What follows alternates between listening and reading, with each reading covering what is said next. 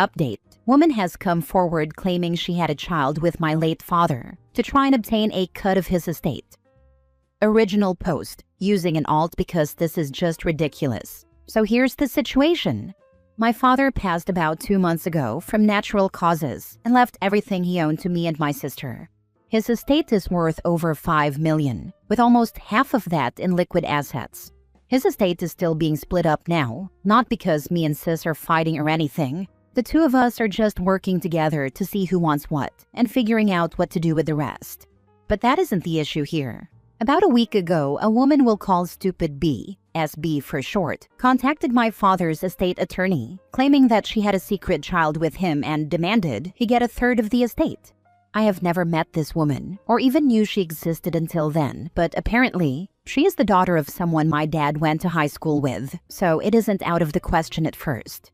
But here's the thing. My dad was diagnosed with testicular cancer 15 years ago and had both his testicles removed. So unless this kid is at least 14, then it's impossible it's his. So, entertaining the thought, I met with SB and was surprised to find out this secret child is 9 years old and looks nothing like my father. During this meeting, she demanded her child's share of my dad's estate and wanted 9 years of child support in cash. She claimed she would sue if he wasn't added into the will. My dad's estate lawyer said that if SB's kid passed a DNA test, he would budge, but she refused. She claimed she has a secret letter from my father acknowledging this kid as his own, but refused to provide it. The meeting ended with my father's estate lawyer telling her to pretty much get out until she's ready to do a DNA test, and her claiming she would see us in court. It's pretty obvious this is not my dad's kid, but SB is still trying to take from us. My question is, what can I do to make her go away? What kind of legal action can I take to make her disappear from my life? If she does try to take action against me and my sister, what can I do to make sure this broad gets what she deserves? Now for the top comments before reading the update. She has the same rights to the court as anybody else, including the right to contest an estate with claims of paternity. You can't just make her go away because she's pissing you off. You're obviously taking this personally, which is not helping. The attorney for the estate is dealing with it, and you should let them and not interfere. It's getting annoying, as she is spamming me and my sister with texts, claiming she is getting ready to sue us and that her son will get what he is owed. Despite this, the attorney has offered at least 4 times now to have a DNA test done, which she keeps refusing. So yeah, I'm pissed that this woman won't leave me alone, but I guess I'll just ignore her and let the estate handle it. Block her. Tell her one time to leave you alone, and if she doesn't, you will report the harassment to the police. My sis has blocked her, but I have not. I haven't responded to any of the texts, however. Let your lawyer handle it. Ask him to send her a letter telling her she is not to contact you at all, but only him when she is ready to take a DNA test. If she does contact you, he will deem it harassment and pursue your legal remedies. Then block her from contacting you. Attorney said just don't respond or tell her anything until she takes the DNA test or goes away. If she sues, the estate will take care of it. Listen to your lawyer. Do not engage SB and leave it to the lawyer to handle. She's trying to get you two to relent. The only response you should have for her is, please direct any future communication to our lawyer. Do not tell her anything else. Yeah, I just sent her a text telling her not to contact me and to refer to my lawyer if she wants anything. Now for the update. Seeing as the last post I made got popular, I thought I would come back and give an update. As much as I wish this ended dramatically with SB getting arrested or embarrassed in court, I'm sad to say this isn't the case. So after I sent SB the text telling her to stop contacting me, she began to blow my phone up with voicemails and texts. I saved them all obviously and forwarded them to my father's attorney. The day after I made my first post, my attorney had a letter sent to SB. Won't post the letter here, but I'll paraphrase to the best of my ability while trying to interpret all the legal talk. If you believe your child's claim to my client's estate is legitimate, please submit to a DNA test at your earliest convenience. If an independent DNA test confirms your claims of my client's paternity to your child, we will see to having him compensated, as according to local laws for the requested child support. On the claim of getting a portion of the estate, My client specified in his will that his estate would be left to his children, fake father 21 and sister. Unless you are able to provide the letter of recognition as you stated in my office on the 22nd, we will consider that your child was either disowned or unacknowledged by my client and will proceed as such. If you are unable to provide the claimed letter, I advise you seek legal counsel of your own. On the topic of your continued contact with my client's beneficiaries, I suggest you cease it immediately. They have made it clear that they do not wish to associate with you outside of legal dealings. If you continue to contact them, I have recommended they take legal action against you. The best part has to be how he ended it, however.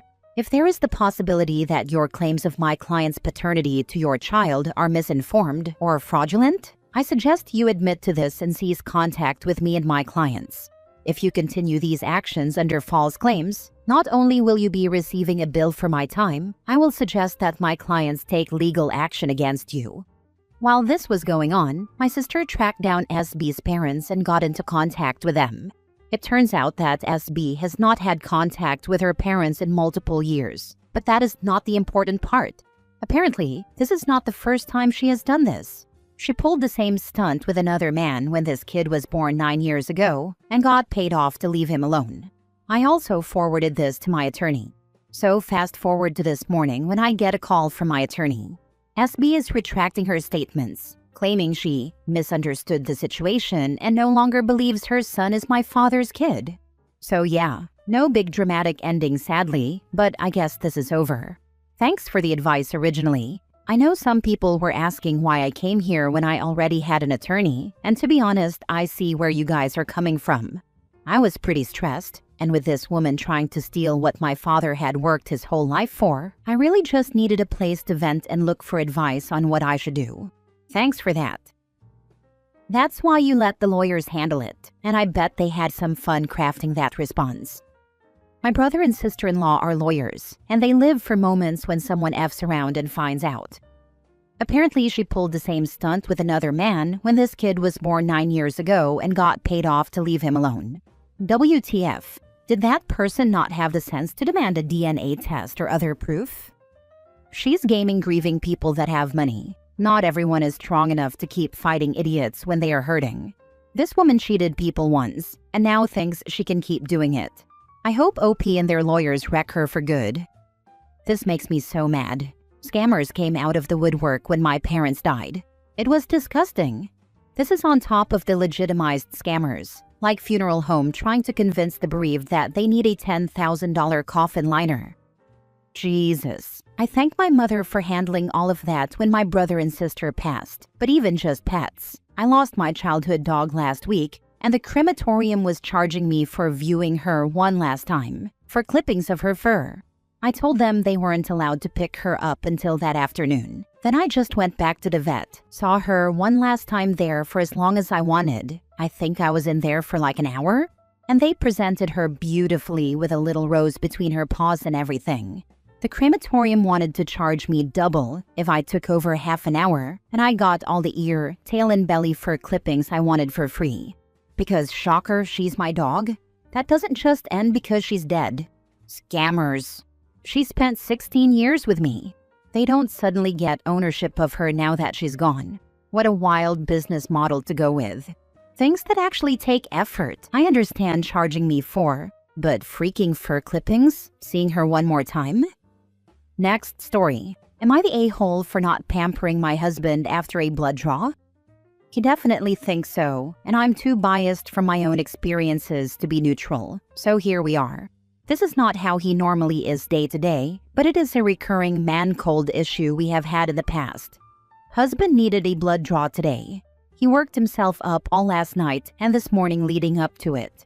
I know it can be scary and stressful. I know everyone reacts differently. I gave him grace and tried to be reassuring. But after so much complaining, I told him this morning he needs to cut it out. Because at that point, he was making it worse for himself, and he needed to focus on the positive. He should tell the nurse or whoever that he is nervous and doesn't like needles. He didn't handle watching my epidurals well, and hasn't had his own blood drawn in a long time. Today was our kid's first day of school. We have 3. Each pregnancy got consecutively worse, where my youngest was considered high risk. So I got a lot of blood draws in those 27 months, and I fainted or almost fainted every single time. I know I have a vasovagal response. I understand the nervousness and fear that comes with needles and blood draws, but I still did them because they needed to be done, because I told myself I could do it. I told the staff so they were prepared to help me. And after they were done and I was revived and considered safe, I either drove myself back to work or home to continue on with my day teaching or taking care of the house and kids. Because I had to and knew I had to keep trucking on because I am an adult. He said he thinks they took 2 vials, but he wasn't sure since he didn't look. That he was feeling perfectly fine, so he left right after. But 20 minutes into his car ride home, he was suddenly lightheaded, dizzy, and sweaty. He was able to pull over safely into a gas station. He had to sit there for a while until he felt well enough to go in to get some juice and crackers. He called me to stay on the phone the rest of the way home, since it wouldn't be safe to go back to work. He works with heavy machinery on a farm, didn't want him passing out or overexerting himself alone. I was glad he stayed safe and could rest. I had done school drop-off, cleaned the house, gotten groceries, went to the gym, picked up the youngest 2 to bring them to therapy, brought the middle back to school, then picked up lunch for the 3 of us, husband, youngest, and me, so we didn't have to cook. At this point, husband had slept in, gone to his appointment, come home and rested. He texted and called me constantly, saying all the lines of how he's dying and feels terrible. When I came home, I found him in the basement playing Xbox. When we were eating lunch, he was wandering around in a mopey, exaggerated way. It had been 4 hours since his blood draw, and while he still looked a bit pale, he was by no means on death's door. He wanted me to set out his food, to check his temperature, to open up his mail for him, to grab him water from the garage, all while I was trying to corral an overtired 3-year-old to eat and get ready for a nap. I said no to everything but the water, and told him he was fine. After lunch and getting the youngest down, he's back in the basement. I needed to shower, and just as I was getting in, I heard her crying on the monitor in our bedroom. I texted him asking him to check on her, or just come grab the monitor. He asked me to bring it down to him. I told him I was about to shower and didn't feel like wandering naked through the house half wet when he could do it himself. I heard him stomp up the stairs, and he came into the bathroom to give me a dirty look and a "really?" before disappearing back downstairs with the monitor. After my shower, I asked him what that was about. All he said was that I know he's feeling terrible, and it wouldn't have killed me to just bring him the monitor. I would have had to deal with her if I was home alone like normal, so what's the difference? I finally lost it and told him he's acting worse than our children. He's a grown man who got a little bit of blood drawn. He's not terminally ill, and I don't need to wait on him hand and foot because of one very common and simple medical procedure. I have enough stuff to do today, and I asked for help because he was home and was capable of helping out. He just thought I should kiss his feet, and he could lay around and get served by me. Now we're not talking to each other, and I know he thinks I should apologize, but I'm over this. I feel like he did it to himself, and I had to take the brunt of it with all the complaining and drama. Now for the comments. Today was our kids' first day of school. We have 3. I think you actually have 4, not the a-hole. I was just going to say the exact same thing. Dude needs to grow up. He's acting like a toddler, not an adult. She's juggling way more than him. Bro, not the a-hole. He didn't take your epidural well? That's insane.